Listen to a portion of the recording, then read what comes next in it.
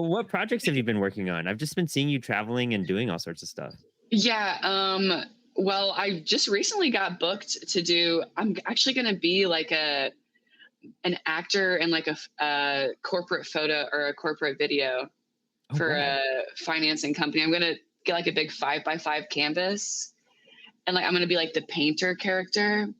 And so I'm going to create them a piece of art, but I'm also going to be able to like I'm going to be the actress, like the main actress for this, which is really Oh, crazy. I've rad. never heard of any opportunity like that before in my life, but yeah. That's so cool. That's Yeah, super cool. that's like the newest strange thing. That you've been working on. Nice. Yeah. Dude, Um, rad. thank you. Yeah, but I just put out this other comic too, Southern Fried Vampire. Yeah, I was looking into that. Dude, your everything you do, like your style is very eye-catching, I want to say. It's like not a typical like, when you think about what people are trying to put out and what people are like creating, like your colors, like your palette that you use, like the style you have just like with your pen and ink, like it stands out a whole lot and it feels like a real like gritty comic, even though the tones are separate. But like your grittiness to like your line work versus your colors, it's so complimentary. I really like I adore the hell out of it. Very Vertigo-esque, I feel. That's what it reminds me a lot of like early Vertigo comics. That's awesome. Like I love that kind of stuff too. Nice. Definitely something I've been trying to work on too, because I love like gritty comics, but I think that a lot of my comics are kind of silly. So it's kind of fun to play with those things. Where does that come from? Like your kind of like your humor and playfulness with your art? Because I noticed there is very cartoony wackiness vibes to it. You know what I mean? Where do you pull from? Probably manga. Oh, sick. That makes sense. Yeah, yeah. I grew up reading manga like ever since I was a kid, and didn't read an American comic book until I was like 17. Oh, rad. That's Yeah. super cool. Were you just like did like American comics just like never weren't like accessible to you, or was it just like the draw to way manga felt and appeared to you? Yeah, I mean, like the way I was drawn to it definitely, but I was never really interested in American comics. I always thought they like looked boring. Oh, nice. Yeah, That makes I just sense. didn't get it. Yeah, like as a kid, I just thought they were like superheroes, you know. Yeah, exactly. And But I I think like that's like superheroes now. oh, rad. That's Sorry. cool. Yeah. No, it's super cool. Like, and that's the thing is that like I think I love hearing like how people get into comics because a lot of people get into it because of the superhero route, and then you're kind of like set in a certain mind space. And so when you become an artist later on, I can see where people have drawn from like, oh, I got inspired by like Western, comics and cartoons. And then when I hear people say that they didn't get into Western comics until later in their life or career, and it was either manga or just other art that influenced it. I feel like their art is just way more unique and flavorful. Not as stiff as I would say like superhero comics feel.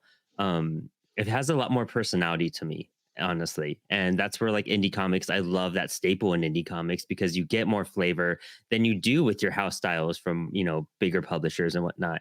And I kind of assume so that that's where you're coming from.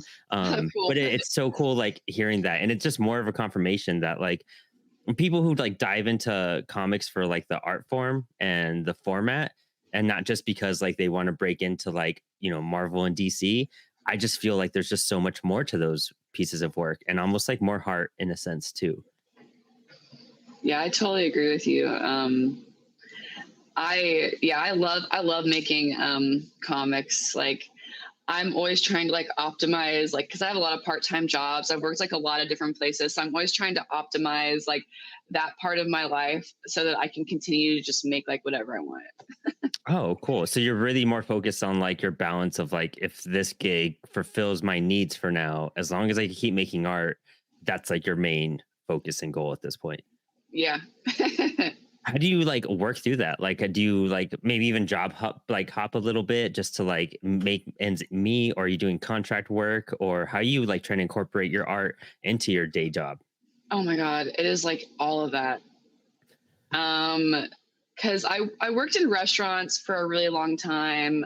Right before like 2019, and I quit, the pandemic happened, like I was trying to get into movie sets. Oh, cool. So yeah, I worked in art department on movie sets for like 2 or 3 years. I was in the union here, and I really enjoyed it, and I was pretty good at it too. But like those like 12 and 14-hour days just don't lend itself to having any type of life besides being on set. And I really just got on set so that I could meet producers to do storyboards. Oh, And right. yeah, but like they just kept me doing art department, like, like decorating sets. Like I did special effects for a little bit. I did props for a little bit. Oh, But God. yeah, people would always just be like, "Hey, Amanda, like, when's the next comic book coming out?" And I'm like, "Never at this point." Yeah. Yeah, those type of work days. I mean, a standard like, Yeah. 8, 9 hour job is one thing to like kick your ass, but like 12, 14 Yeah. hours set work, like, yeah, you're being creative, but you're not being creative in the model you want to be. And you're just like, this is fun to exercise my like brain, but it's not really advancing you like on your own personal gain on that point, I would say. Exactly. But like, I realized it and I quit. But working on set has actually helped me a lot with the way that I make comic books and stuff like that. Because I was able to read a lot of different like scripts for movie and television. So that helped me with my script writing.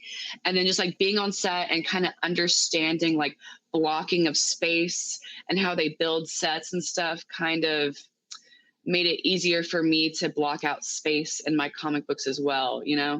Oh, dude, that's really smart. I didn't think about Yeah. that at all. Like, especially if you're Yeah. building a set, you're kind of like, it's kind of like when you're building a foundation of a background, you're starting with like cubes and then you're trying to build a building and everything. But you also like can't, can't like overcompensate what's like the main focus on there too. Like you need it to be the background overall. That's so rad. I never thought about Yeah. that. Yeah. When I quit, I was able to make, I think, like 3 comic books in the next year after that. And I realized how much it had clicked in my brain, had helped me. And it was Wow. so awesome. Yeah. Like even props, like I'm paying more attention to like the props I'm giving my characters. And I've gotten a lot better at writing dialogue and simplifying a lot. So it was actually really helpful, even like being like a storyboard artist too, because I know that a lot of storyboard artists and even storyboarding for animation, they probably haven't been on set before. Mm.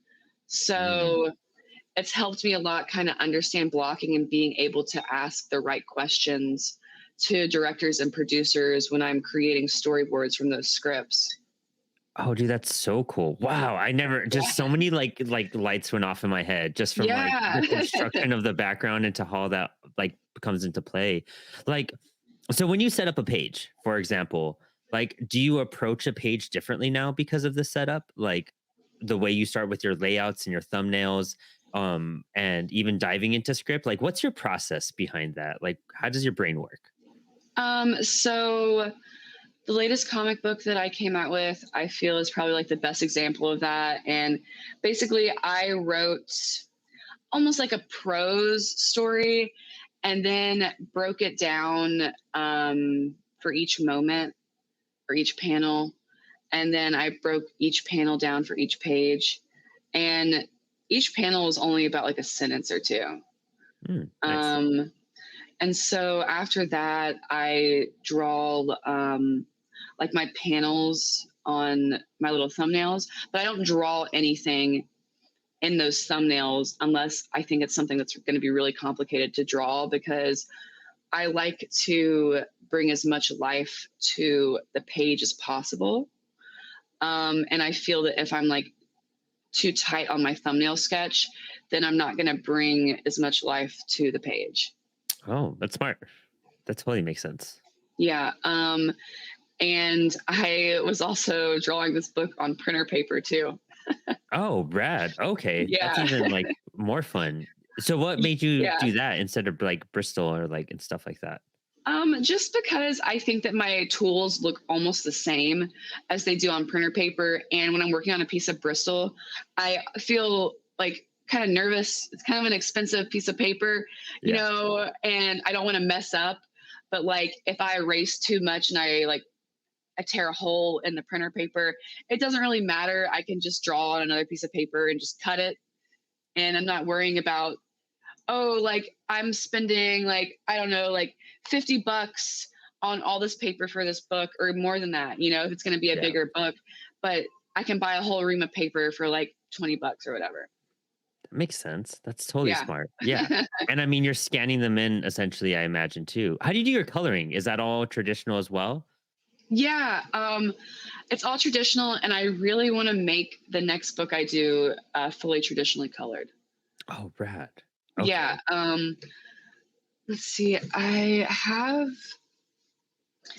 could actually bring the cover that I just did. Dude, I'd love to check that out. Yeah. Yeah, That'd be I'll sick. show it to Yeah. you. That'd be It's hanging super on my awesome. wall.